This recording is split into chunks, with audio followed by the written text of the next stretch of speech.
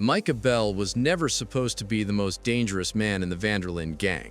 That title belonged to Dutch, or Arthur, or maybe Hosea, who could talk his way out of anything. Micah was loud, reckless, and hated by almost everyone who shared a campfire with him. He looked like a problem waiting to be dealt with. That's exactly why nobody dealt with him until it was too late. The story starts in December 1898 in a bar in a small Grizzlies town called Crenshaw Hills. Dutch Vanderlinde had tried to sell stolen gold, and the deal fell apart fast. Guns came out, and Micah Bell, who happened to be there, stepped in and pulled Dutch out of it. And just like that, Micah was inside the Vanderlinde gang with Dutch's personal endorsement behind him. But here's what most people walk past.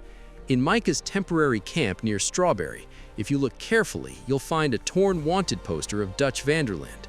The bounty on it is $1,000, a figure so low it had to be years old, printed long before Dutch became the most wanted outlaw in the region. Micah had that poster before they ever met.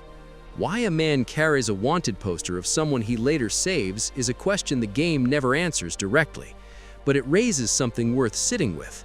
Was that night in Crenshaw Hills really luck? Or had Micah been watching Dutch from a distance, waiting for exactly the right moment to make himself useful?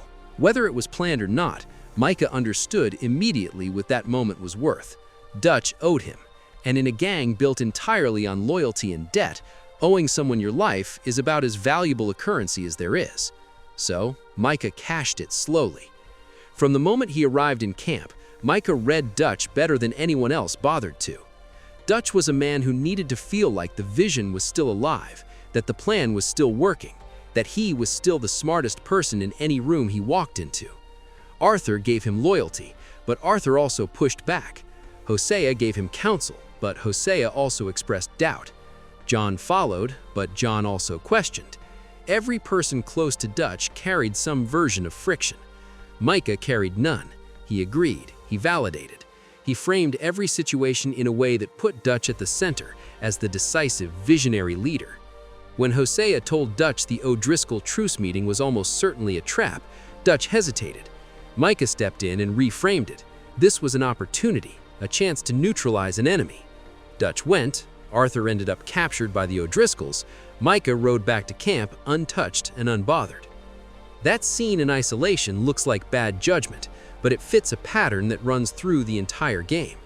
Every time Micah pushed Dutch toward a decision, it moved Dutch further from the people who challenged him and closer to the people who didn't, and Micah made sure he was always on the right side of that line. By Beaver Hollow, the effects were obvious. Dutch's trust in Arthur and John had eroded almost completely. His paranoia had reached a point where accusation felt like evidence, and Micah, who had spent months feeding that paranoia carefully, moved into the role that had been quietly opening up for him. He became Dutch's enforcer, his right hand, the man Dutch turned to when he needed someone to act without needing an explanation first. Then Micah brought Cleet and Joe into the gang, two men who answered to him, not to Dutch, two more bodies inside the camp who were loyal to Micah first. Dutch accepted them without hesitation, because by then, Dutch trusted Micah's judgment more than almost anyone else's, and Micah now had his own orbit of loyalty sitting inside Dutch's. The rest of the gang watched all of this and saw a reckless loudmouth getting away with things he shouldn't. Arthur saw a man who needed to be removed.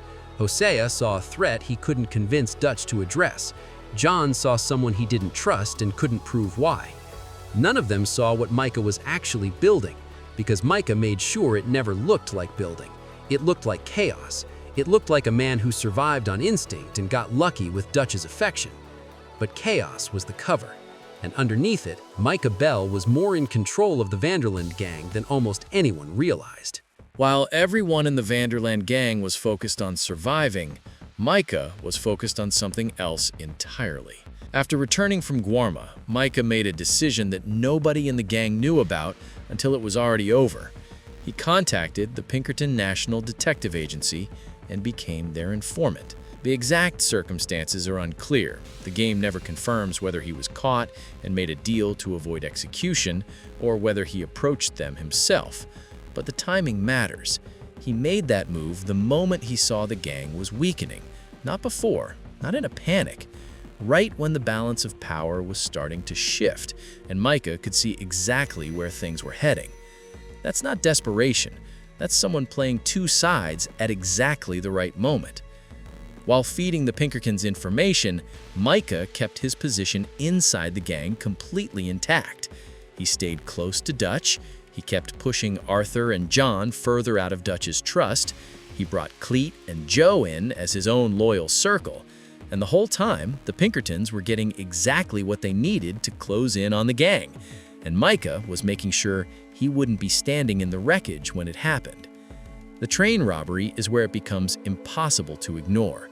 John got shot and fell off during the job.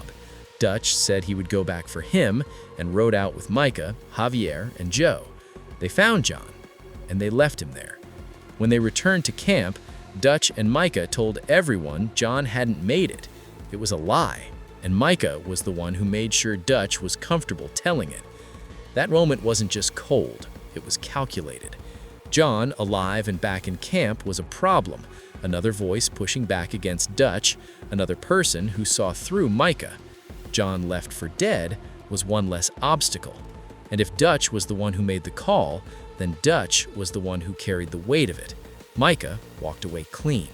Then Abigail was captured by the Pinkertons, and Micah convinced Dutch not to go after her, called her dead weight, said the risks were too high.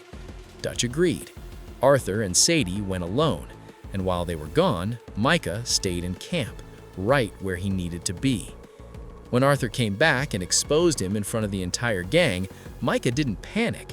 He stood there and denied it, turned it back on Arthur, told Dutch they could still achieve everything together, that Arthur was the problem, that this was exactly the kind of disloyalty Dutch had always warned them about. It almost worked. The only thing Micah didn't control was John coming back wounded and confirming everything Arthur said. And even then, even with both of them standing there telling Dutch the truth, half the gang still sided with Dutch and Micah. Bill sided with them. Javier sided with them. The influence Micah had built over months held even in the moment it was supposed to collapse. He walked away from Beaver Hollow with the Blackwater money. The gang dissolved. Arthur died, and Micah was the one still standing. By 1907, he had built his own gang at Mount Hagen, at least 50 men, feared across the region, with a newspaper comparing his crimes to Dutch van der Linde himself. The man who had walked into a Grizzlies bar with nothing had spent 8 years turning the wreckage of the van der Linde gang into his own operation. It ended at Mount Hagen when John, Sadie, and Charles came for him. Dutch shot him first, finally seeing what Arthur had been trying to tell him for years. John finished it, and Micah Bell died on a cold mountain with the Blackwater money somewhere behind him. But here's what the ending actually tells you. Micah didn't lose because his plan failed. He lost because Dutch finally stopped being useful to him, and Dutch made the same calculation in return. Two men who had used each other for years, meeting at the end with nothing left between them. Micah didn't win because he was the strongest or the smartest man in the gang. He won because he understood one thing that everyone else missed. In a world built on loyalty, the man who controls who gets trusted controls everything. And for a long time, that man was Micah Bell.